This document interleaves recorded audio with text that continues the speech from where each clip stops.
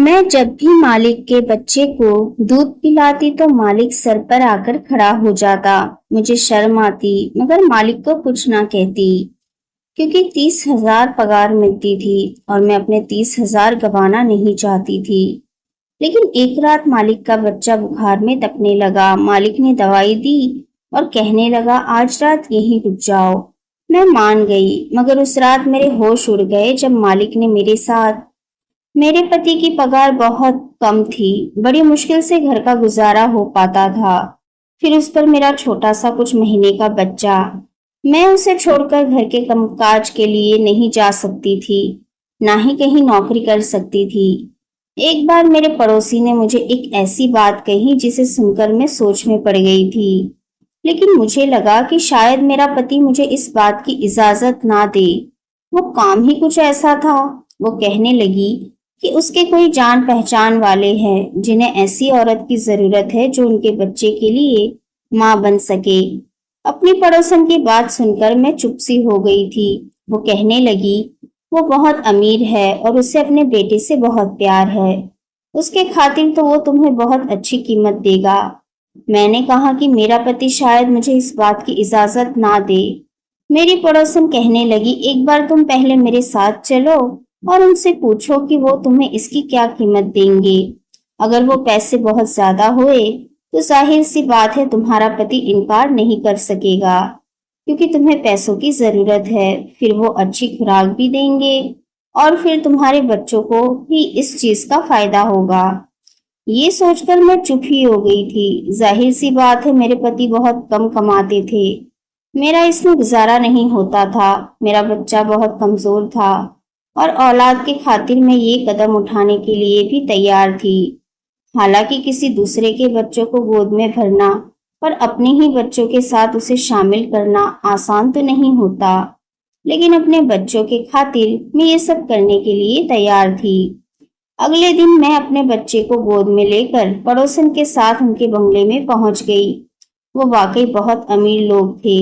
जब मैं अंदर गई तो उस घर की मालकिन टांग पर टांग रखकर सोफे पर बैठी थी और बच्चा बहुत रो रहा था और एक नौकरानी की गोद में था। वो उसे दूध पिला रही थी लेकिन बच्चा दूध नहीं पी रहा था। मालकिन ने मुझे सर से ऊपर तक बड़े गौर से देखा और कहने लगी, ना जाने तुम्हारा मालिक के दिमाग में कौन सा भूत सवार है। आजकल लोग डिब्बे का दूध पिलाते हैं और बच्चे खिल जाते हैं, लेकिन नहीं, उसे तो अपनी बात ही पूरी करनी होती है। कहने लगी, तुम्हारे मालिक अभी कमरे में है, बाहर आते हैं तो उनसे बात कर लो। ये कहकर वो उठकर बाहर चली गई। मैं तो इस औरत को देखकर हैरान रह गई थी। कैसी माँ थी। मैं तो सोच रही थी कि शायद कोई बीमार औरत होगी जो कि मजबूरी की हालत में अपने बच्चे को जुदा कर रही है। लेकिन ये तो हट्टी कट्टी औरत सेहतमंद थी, अपने बच्चों को माँ का प्यार दे सकती थी। लेकिन शायद आजकल की मॉडर्न किस्म की माँ ऐसी ही होती है, अपने बच्चों को नौकरों के रहमो करम पर ही पालती है। उसे सीने से लगाने के बजाय नौकरों के हाथ में थमा देती है। कुछ देर बाद ही उस घर का मालिक कमरे से निकला और मेरी पड़ोसन से कहने लगा कि क्या ये वही औरत है। पड़ोसन कहने लगी कि हाँ, यही है। मेरी गोद में बच्चे को उसने गौर से देखा और फिर मेरी सेहत भी कोई बहुत अच्छी नहीं थी। मैं दुबली पतली सी थी। वो कहने लगा कि इन्हें तो खुद खुराक की जरूरत है, ये भला मेरे बच्चों को कैसे पाल सकती है। मैंने उसकी बात सुनकर कहा कि रोजी रोटी तो ऊपर वाले के हाथ में होती है। उसने बच्चों के खाने का जरिया बनाया है तो ताकत भी वही देगा। ये सुनकर उसने बड़े ताज्जुब अंदाज में मुझे देखा था। कहने लगा, मेरा बच्चा बहुत बीमार रहने लगा है क्योंकि उसे पाउडर वाला दूध माफिक नहीं आ रहा है। मैंने कहा कि आप मुझे कितने पैसे दे सकते हैं। मेरे सवाल पर कहने लगा, जितने आप चाहे। मुझे पैसे देने में कोई एतराज नहीं है, मेरा बच्चा ठीक और तंदुरुस्त हो। उसने मुझे महीने के 30,000 का कहा था। ये सुनकर तो हैरत से मेरी आंखें फटी की फटी रह गई थी। ये मेरी जरूरत से अच्छे खासे ज्यादा थे। जब मैंने अपने पति को बताया तो उसने मुझे इजाजत दे दी। अगले दिन जब मैं इस बंगले में गई, मालिक घर पर ही मौजूद था। मुझे देखकर अपना बेटा मुझे पकड़ा दिया और कहने लगा, आज आपको दिन भर यही रहना होगा। आप 10 बजे के बाद जा सकती है। मैं एक नौकरानी के साथ एक कमरे में चली गई। वो कमरा इस बच्चे के लिए ही बना था। वो बच्चा रोए जा रहा था, शायद भूख की वजह से। मैंने उसे अपने गले लगाया और उसे चुप कराया। कुछ ही देर में वो सो चुका था। उस बच्चे को सुलाया और बेड पर लिटा दिया। कमरे में एसी भी ऑन था और फिर मेरे अपने बच्चे को भी भूख लग रही थी। उसका भी सोने का वक्त था। मैंने अपने बेटे को भी सुला दिया, लेकिन सोच रही थी कि उसे लेटाओ कहाँ। बेड तो उन मालिक का था और मालिक के बेटे का था। मैंने अपने बेटे को जमीन पर लेटा दिया और जमीन के बराबर में बैठ गई। अभी कुछ ही देर हुई थी मुझे वहां बैठे हुए कि एक नौकरानी कमरे में आई और कहने लगी, मालिक कह रहे हैं इसे तुम पियो और कुछ देर बाद मैं तुम्हें फल भी ला कर दूंगी। वो भी सारे के सारे तुम्हें खाने पड़ेंगे।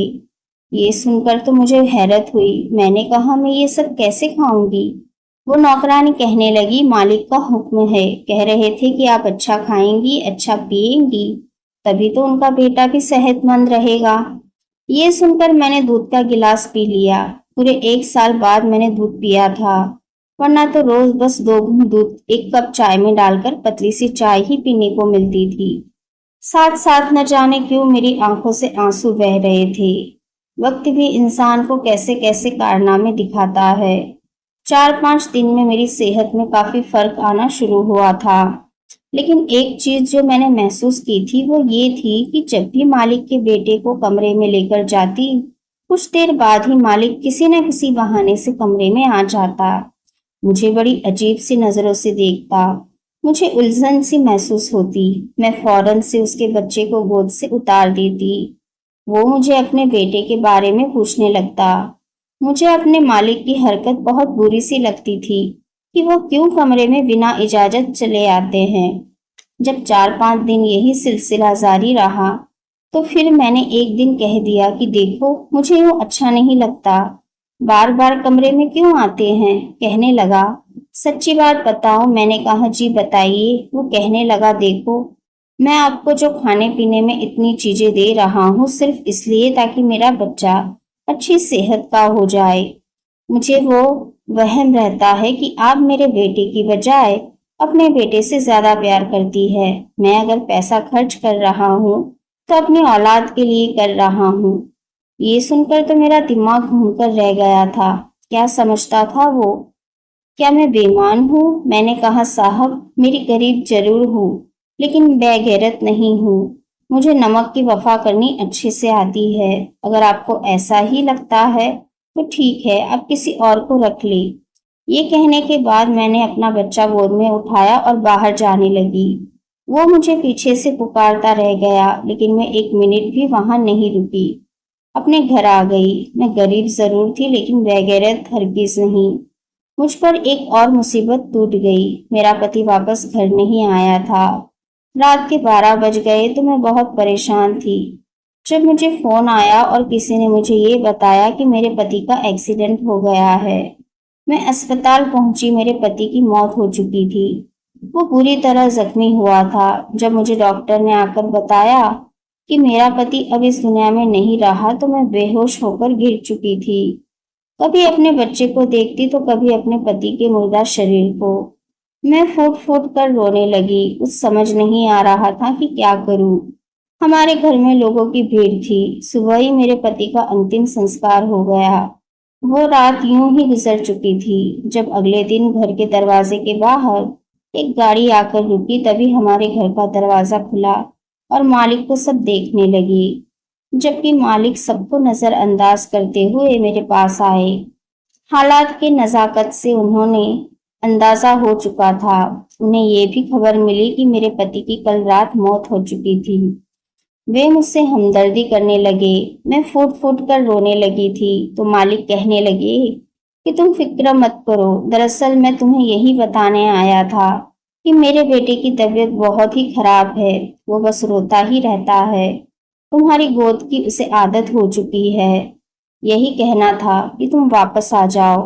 मैं अपनी गलती पर शर्मिंदा हूँ, बस अपने बच्चे को लेकर थोड़ा परेशान हो गया था। उन्होंने मेरे हाथ पर कुछ पैसे रखे और फिर वहां से चले गए। मेरे पति की तो मौत हो चुकी थी, मगर घर का राशन भी खत्म होने को था। मैंने मालिक को फोन किया तो उन्होंने गाड़ी भिजवा दी, जिसमें बैठकर मैं मालिक के घर पहुंच चुकी थी। मेरी हालत काफी खराब थी, मगर उसके बावजूद मैंने जैसे ही मालिक के बच्चे को उठाया तो वो फौरन खामोश हो गया और मेरे साथ खेलने लगा। उसे तो जैसे मेरी आदत सी हो चुकी थी, हर वक्त मेरे पास ही रहता। ये देखकर मालिक बहुत खुश हुए और फिर एक दिन मेरे पास आकर कहने लगे कि तुम अगर ठीक समझो तो यही रह लो, मैं तुम्हारे लिए क्वार्टर खाली करवा दूंगा। वैसे भी तुम्हारा इस दुनिया में कोई नहीं रहा, तो बेहतर है कि अकेले रहने से तुम यही रह लिया करो। मालिक की बात मुझे बुरी नहीं लगी थी। अब तो मालिक का रवैया मेरे बेटे के साथ भी ठीक रहने लगा था। वे उसका बहुत ख्याल रखा करते थे। जो भी चीज अपने बेटे के लिए लाते, वही मेरे बेटे के लिए भी लेकर आते। जबकि मालकिन का तो कुछ पता ही नहीं था, वो कब आ रही है, कब जा रही है। मालिक को भी खबर ना होती। उन्हें इस बात की जरा भी परवाह ना थी कि उसका बच्चा किस हाल में है। एक दिन मालिक के बेटे की तबीयत खराब थी।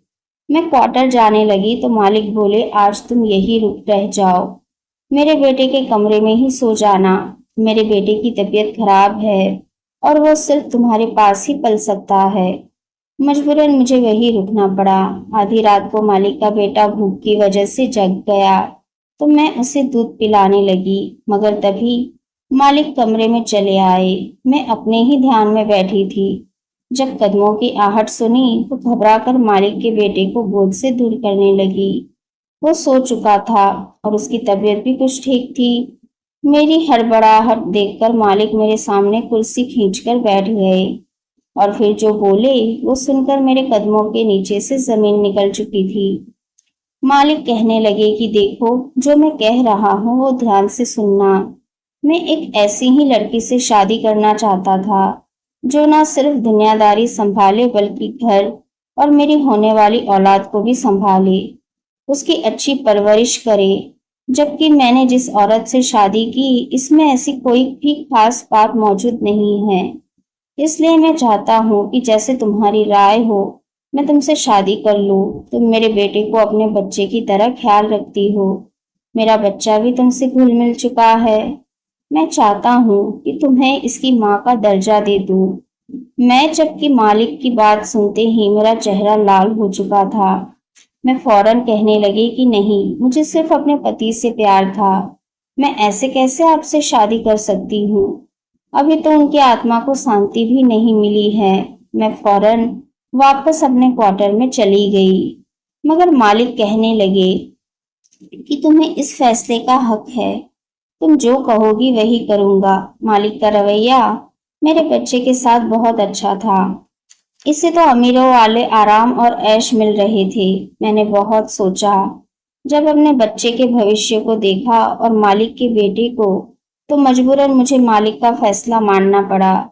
जैसे ही मैंने मालिक से शादी के लिए हाँ की तो मालिक ने फौरन अपनी पहली बीवी को तलाक दे दिया।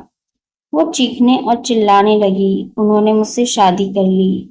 कभी कभी मुझे लगता है कि मैंने ये फैसला करके गलत किया है, मगर शादी के बाद जब मैंने मालिक का प्यार देखा तो मैं खुद को खुशकिस्मत समझने लगी। शायद यही मेरे नसीब में लिखा था। मेरे बेटे को बाप का प्यार मिल रहा था, वही मालिक के बेटे को एक माँ की ममता मिल रही थी। मैं अपने ऊपर वाले का शुक्रिया अदा करती हूँ। उसने मेरी जिंदगी खुशियों से भर दी थी। तो दोस्तों, कैसी लगी आपको ये कहानी? मुझे कमेंट करके जरूर बताइए। अगर अच्छी लगी हो तो प्लीज लाइक कीजिए, शेयर कीजिए और सब्सक्राइब करना बिल्कुल भी ना भूले। धन्यवाद।